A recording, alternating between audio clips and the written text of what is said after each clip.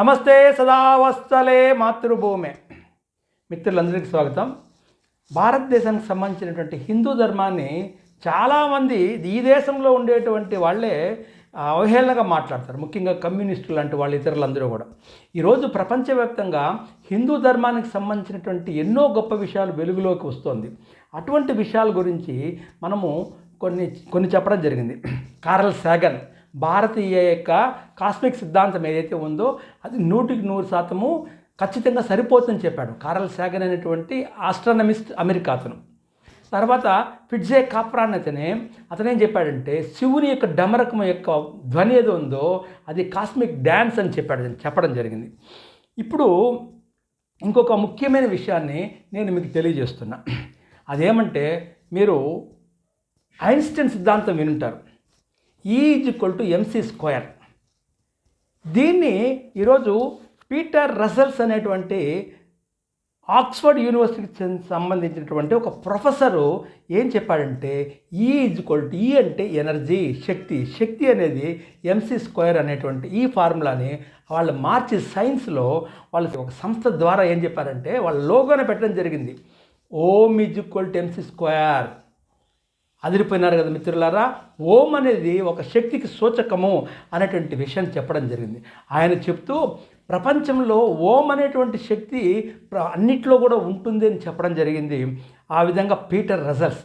కాబట్టి ఐన్స్టైన్ చెప్పినటువంటి E=mc²ను ఈ సైన్స్ అండ్ నాన్ డ్యూయలిటీ అనే సంస్థ ఓం mc²గా మార్చినారు. దీనిపైన విశ్లేషించుద్దాం. మిత్రులారా, నా వీడియో నచ్చినట్లయితే లైక్ చేయండి, షేర్ చేయండి, సబ్స్క్రైబ్ చేయండి. హిందూ జాతీయవాదం కోసం చేస్తున్న ఈ పోరాటంలో మీరందరూ సహకరించండి. మిత్రులారా, ఈ అంటే శక్తి, ఎనర్జీ.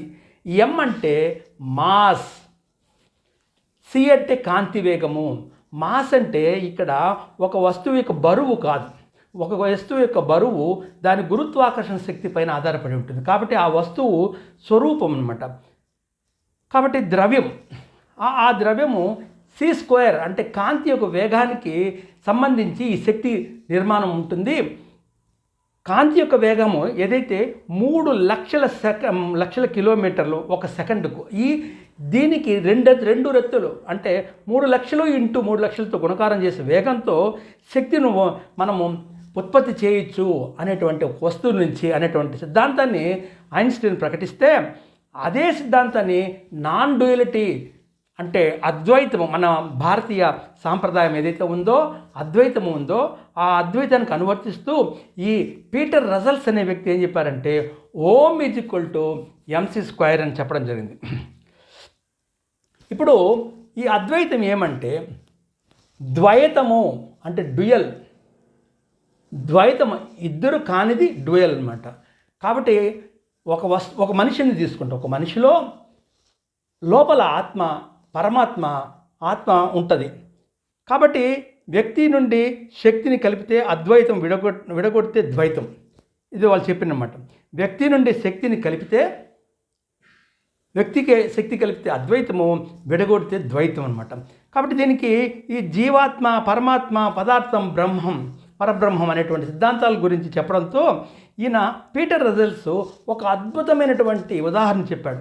దీనికి సంబంధించినటువంటి ఈ పీటర్ రసెల్స్ సంబంధించినటువంటి ఓం mc² అనేటువంటి ఏదైతే ఆయన ప్రతిపాదించిన సిద్ధాంతం హిందూ ధార్మిక సిద్ధాంతం ఉందో ఆ ధార్మిక సిద్ధాంతానికి సంబంధించినటువంటి వెబ్సైటు మీకు కింద ఇవ్వడం జరుగుతుంది. మీరు అది కూడా చూడండి. ఆయన ఏం చెప్పాడంటే ఒక 2 కుండలు ఉన్నాయి. మట్టి తీసుకొని 2 కుండలు తయారు చేస్తే ఒక కుండ ఒక రూపంలో ఒక రకంగా ఉంది, ఇంకో కుండ ఇంకొక రూపంలో ఇంకో రకంగా ఉంది. కానీ దాంట్లో మూల విషయం ఏమంటే దాంట్లో ఉండేటువంటి దానికి ఆయన ఏమో చెప్పాడంటే మట్టి అనేది దానికి మూలము, అదేవిధంగా శక్తి అనేది ఈ మొత్తం దానికి మూలము.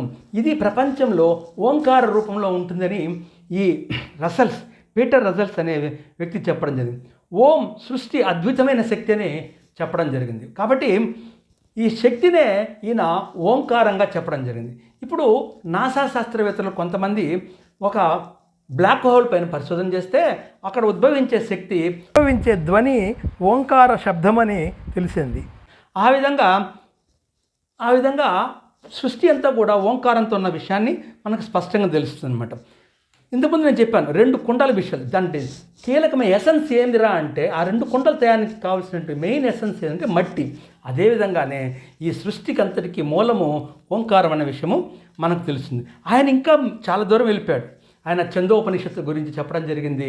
మీకు ఆ లింకు పెడతాను, ఆయన మాట్లాడినటువంటి వీడియో లింకు పెడతాను. ఎందుకంటే కాపీ రైట్స్ పోతుంది కాబట్టి నేను పెట్టలేకపోతున్నాను. తత్వం మసి అని చెప్పాడు, అది నీవై ఉన్నావు అనేటువంటి సిద్ధాంతాన్ని ఆయన స్పష్టంగా చెప్పడం జరిగింది. కాబట్టి సైన్స్ అండ్ నాన్ డ్యూయలిటీ అనేటువంటి సంస్థ వాళ్ళు ముఖ్యంగా పీటర్ రసల్స్ రాసినటువంటి పుస్తకాలు కూడా మనం ఒకసారి చూస్తే, walking up in time, the brain book, science and the God, the white whole in the sky, ఇటువంటి పుస్తకాల్లో అన్నింటిలో కూడా ఆయన ఈ అద్వైత సిద్ధాంతము, నాన్ డ్యూయలిటీ సిద్ధాంతాన్ని చెప్పడం జరిగింది. పతంజలి యోగ మార్గాల గురించి కూడా ఆయన ఎంతో విశేషంగా విపులీకరంగా దాని గురించి ప్రస్తావించడం జరిగింది. ఆ విధంగా ఇదైతే మన భారతదేశానికి సంబంధించినటువంటి ఈ ఉన్నటువంటి హిందూ సనాతన సాంప్రదాయాన్ని విశేషంగా విదేశీ మేధావులు, ముఖ్యంగా చూడండి కార్ల్ సగన్ కానీ, ఫ్రిట్జా కానీ, తర్వాత ఇప్పుడు పీటర్ రసల్స్ కానీ, ఓపెన్ హ్యామర్ అయితే భగవద్గీత ఆధారంగా నేను భగవద్గీత నాకు స్ఫూర్తితో నేను అణుబాంబులు తయారు చేయడం అని చెప్పడం జరిగింది. ఈ విధంగా ప్రపంచమంతా హిందూ సాంప్రదాయాన్ని దాంట్లో ఉండేటువంటి సైన్స్ను పొగుడుతూ ఉంటే మన దేశంలో ఉన్నటువంటి కొంతమంది వెధవులు ఈ దేశానికి అవహేళనగా మాట్లాడారు. దీనికి అందరికీ కారణం ఏమంటే మెకాలే ప్రవచించిన సిద్ధాంతాలు వీళ్ళ మనసులో ఎక్కిపోయింది. ఆ కారణం వల్లే ఈ విధంగా జరుగుతుంది అనే విషయాన్ని మనం తెలుసుకోవాల్సి ఉంది. కాబట్టి పీటర్ రసల్స్ చెప్పినటువంటి ఓం =MC², వాళ్ళ వెబ్సైటే ఉందన్నమాట.